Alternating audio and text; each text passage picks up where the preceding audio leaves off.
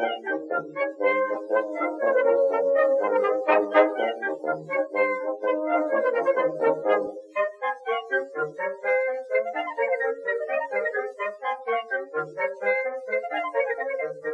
my lovelies, welcome to my little cottage by the sea, the place where I like to stitch and craft my way to a vintage inspired lifestyle. For today's sewing project I am going to be doing a little bit of time travel seamstressing, and I'm going to be sewing this 1980s style pattern that I recently found in a charity shop, and it's very 80s, but I really love this sort of collar ruffly flounce detail.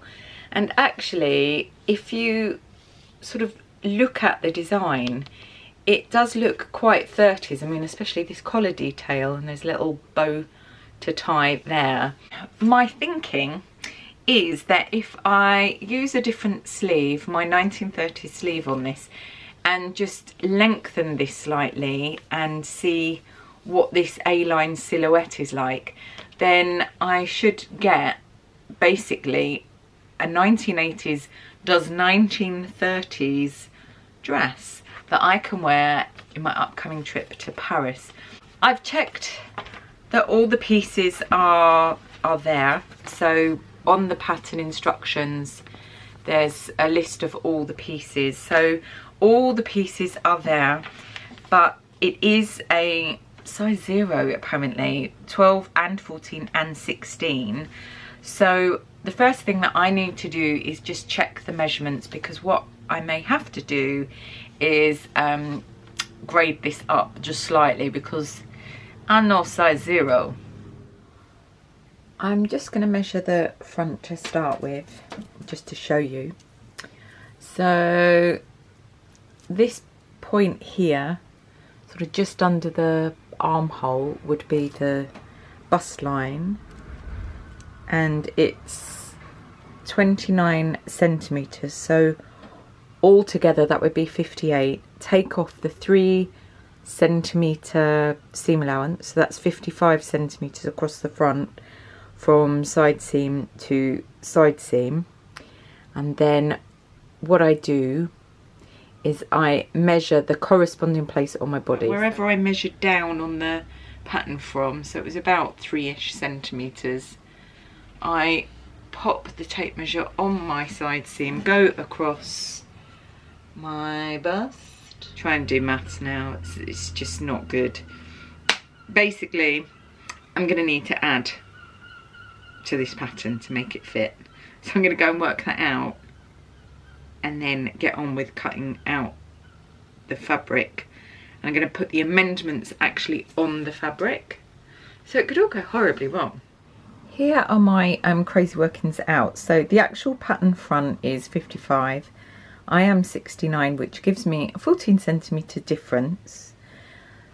So roughly if I added the amount I need to each seam,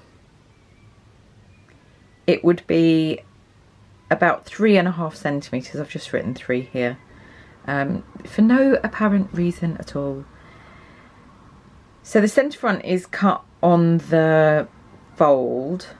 No, the centre front is cut with a seam, so I can add 1.5 centimeters there, and then if I add 1.5 centimeters to the side seam, because you've got 2 side seams and 2 centre front seams, that gives me an additional 6 centimeters. And then if I add 2 centimeters onto the side seam, and then I sew with a 1 centimeter seam allowance, that gives me an additional 2 centimeters. So it's 2, 4, 6 and 6, so I get 12 centimeters additional. Now my difference is 14 centimeters, but I'm just hoping that my crazy non-scientific gobbledygook way of working this out is going to work out. We shall see.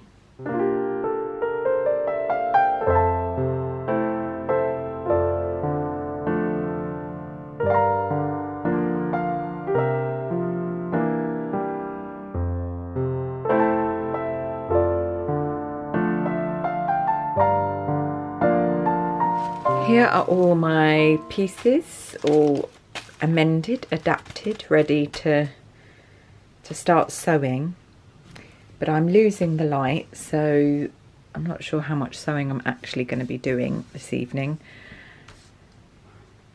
But I've got the instructions, and as far as possible, especially with this flounce detail, I want to make sure that I do sew it correctly, as sometimes, because I go off-piste, sometimes there are certain things that do need to be sewn in a certain way.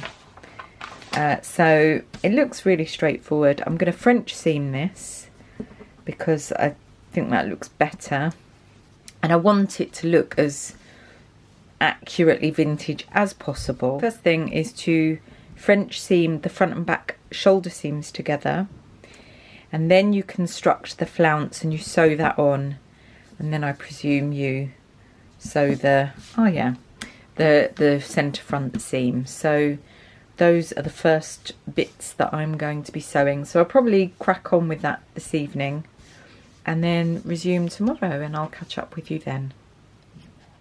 I've sewn the flounce together and also shoulder seams, and now it's it says sew round the outer edge of the flounce. So I've done French seams, and if you want to know how to do French seams, if you don't know or need a reminder, I'll pop a little link up here.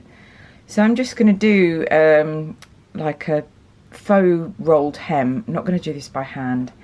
I'm just going to do this on the sewing machine, and that's the next thing to do. You can buy special feet that do rolled hems for your sewing machine, but I like to just use this method. I've got so used to it that I don't see the need for buying an extra gizmo.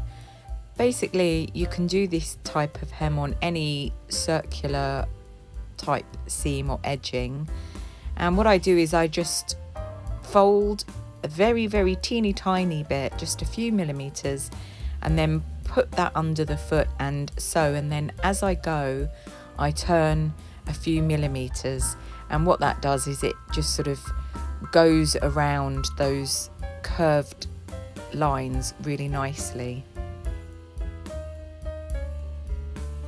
I could of course do this rolled hem by hand, which is quite a therapeutic thing to do, but time is against me for this particular project.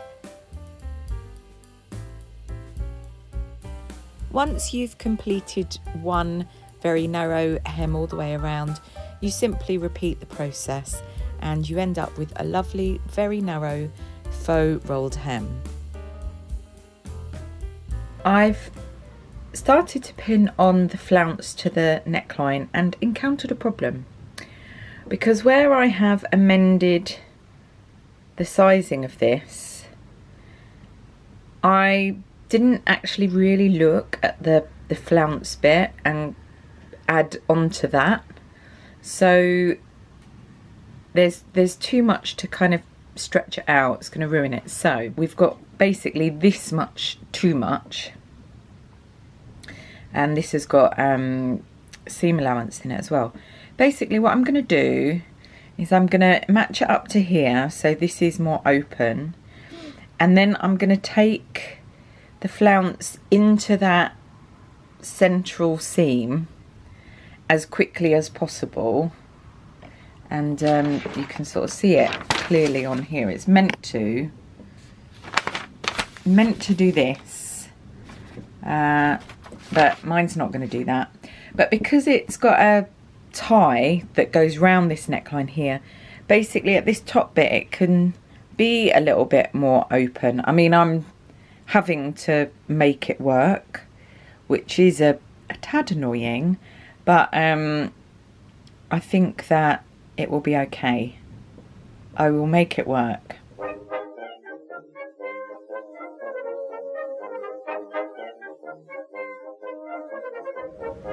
I'm sewing the necktie on, so the facing is in.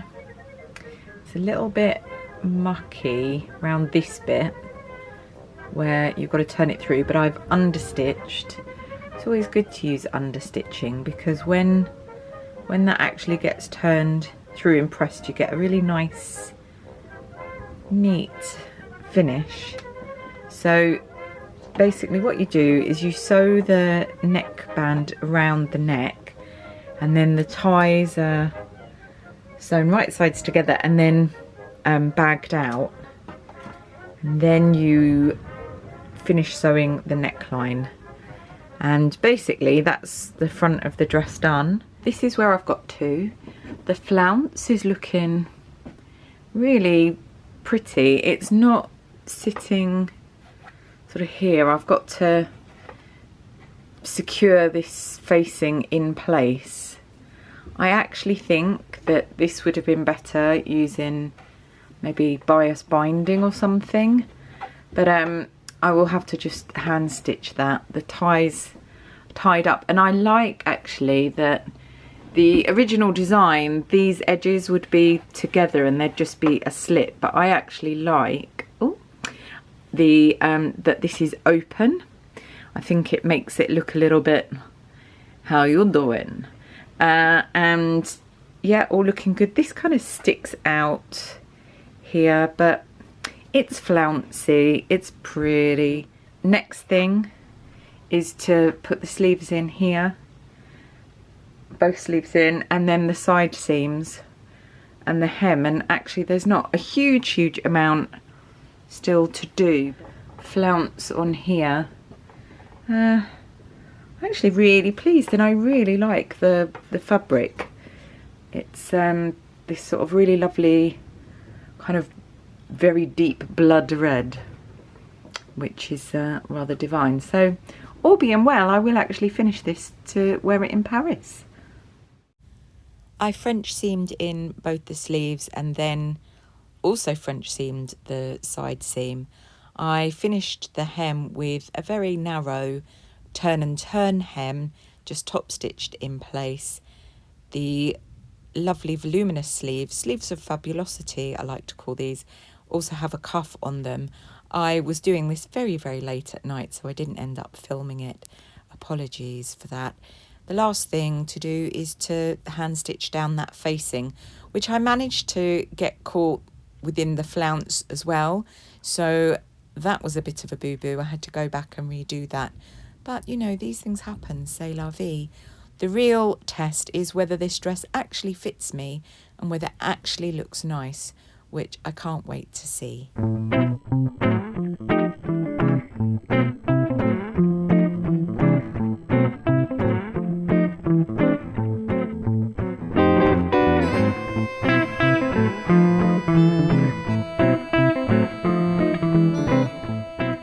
I'm absolutely thrilled with how my 80s does 30s dress has turned out.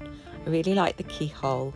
The one thing I would amend, other than the general boo-boos, is the length. I feel it needs to be just a teensy bit longer, but I'm loving the look styled with these vintage style shoes and my usual fishnets. I keep wanting to call them cobweb tights, no idea why. I've styled this up with a vintage 40s bag, some handmade little crochet lace gloves that were bought from a French brocante for me, and my Marlene beret with the cobwebs and pearls. Thank you so much for spending time with me over these last few days in my little cottage by the sea while I sew this 80s does 30s vintage dress. I am definitely going to be revisiting this pattern. There are a few little boo-boos that I mentioned throughout the video, and I'd like to address those and make another version of this dress. I think it works really well. It's really comfortable. I got the size just right, even though I was kind of going quite ad hoc with that one, and really love the vintage fabric and the sleeve, and wearing it with my Marlene beret. I feel really ready to wear this for some very chic days in Paris. I really appreciate you taking the time to spend time with me, and if you have enjoyed yourself watching this video, then please do subscribe and like and do all that good stuff. I really love to share my sewing adventures with you, and I just absolutely love spending time in your company. I really hope that wherever you are in the world, my lovelies, you're keeping very safe and well, and I look forward to seeing you very soon. Au revoir.